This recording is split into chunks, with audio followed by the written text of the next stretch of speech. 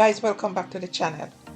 Um, Sometime a few days ago, there was this in the news where um, a guy, they say he has some mental issues, but as far as his family is concerned, he don't have no mental issues. Well, going at the Dovecot, people are buried then dead, and him going there and dash where the person body out of the casket and acting strange. And of course, a funeral director, the only way they could have controlled him is the funeral director shot him and him dead. Now, it caused a whole other bag of problem. And may I tell you, the struggle is real. Maria Foster is the mother, and of course, she just come out of hospital. But her heart and her mind, not at ease. I mean, I tell you sometimes, the pain that some kids can bring onto them parents, sometimes it better they didn't exist in the first place. All she can do is to think about her son Isaac, where them take down in a tragic manner. But is our son anyway, regardless of whatever him do, is our son and him have to be buried. Him only 23 and him life cut short in a Dovecot cemetery. Them describe the scene as bizarre, like from a movie. Isaac jump the wall, run go to a grave, start pull up a woman's body from her casket. Can you imagine the shock and confusion the people them at the funeral and even the funeral director felt? Because this is an unusual, very unusual behavior. As far as me is concerned, this is the first time I myself even have heard of anything like this. The pain where I cut through the mama now, it deep. How many people is going to be sympathetic towards our situation? That's another problem, given the circumstance under which our son died. Her daughter Alicia, she had cried out for help. Maria can't even sleep. She see the face of her son every time she close her eyes. Me feel like she go crazy, she said. Nothing can prepare you for this kind of heartbreak. You know, she can work her sickness a take over, and now them find themselves in a financial crisis, struggling to find money to bury the guy. Now, maybe when him go there and do that, him didn't know say what he was doing was his last day he's going to have on earth.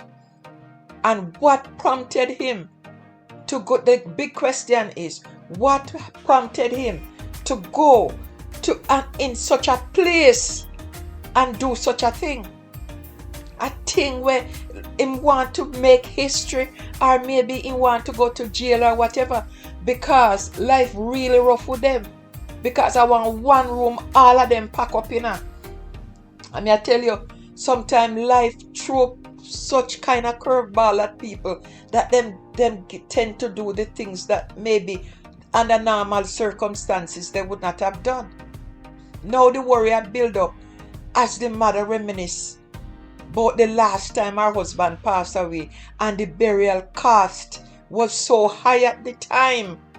At least at the time, because they did have little something to bury the husband. Now they don't have nothing, not even 1 cent, not even the first dollar to take to the funeral home to make them prepare the burial, or not even to bury them at Dovecot. Maybe the funeral home will maybe not go cost no money since at the same, because of this circumstance under which him died. But at the same time, them have to pay for Dovecot, and she cannot find that money. A cry for support echo upon her lips, begging the public to lend a hand. And she said, please, may I ask for help? And she really pleading. Now, Alicia, she tried to hold it together, but it tough. She have to watch her mother crumble. We don't know the next step, she said. This are the first time we have faced this kind of loss. Can you imagine? All the while knowing you can't do nothing to help the loved one, we're gone. I mean, I wouldn't say help. I just say help, but help is not the best thing, because when you're gone, you're gone. When you're dead, you're dead. You can't feel nothing. It's the people then that are left behind. And the mother is very, very sickly. It's a mother who can't work, who can't do nothing, and who not get no income coming in. The boy never work for do anything. Maybe he might do a little hustle here and a little hustle there. But it's just frustration, one frustration after another for that poor family. And now this boy go put them in a trouble. But boy, sometimes when you think, when you hear some people's story, and when you think back, you just have to be thankful. Because no matter how life is hard with somebody, there's always somebody who worse off than you. And this is why sometimes we have to be thankful and grateful for the little that we have. Because look at this, a one room that the boy, all that the big boy and his mother and his sister and everybody pack up in a one room in a tenement yard. Sometimes they snap. I mean, I'm not saying that what he did is right, but he probably just snapped, because some people might say, no sir, that's not right, that's not true, something wrong, people can't live so. But yes, you have a lot of people out there living like that. Right, the man for the price of burial not even set yet. The burial price not even set yet. But them a plan to put him to rest in a Maypen cemetery. So we hear Alicia say how she watched the video of the incident just once and faint out. The trauma real, and every day a hard fight. Can you imagine? You watch everything from the beginning to the end of what actually happened. Watching your brother, watching your son scaling a fence, run towards a funeral, and then take the casket and start throw out the body out of the casket. It doesn't make no sense, and I know it can't make no sense to the family. Then she touched upon the rumors where I float round the social media. People talk about threats to the man where shoot Isaac. Them a lie. She cry out, that we are peaceful family and we not threaten nobody, we only pray. They say them a pray. People are say them all whatever them all do to the thing. But the funeral director, but the only way maybe they could have control him. And then again,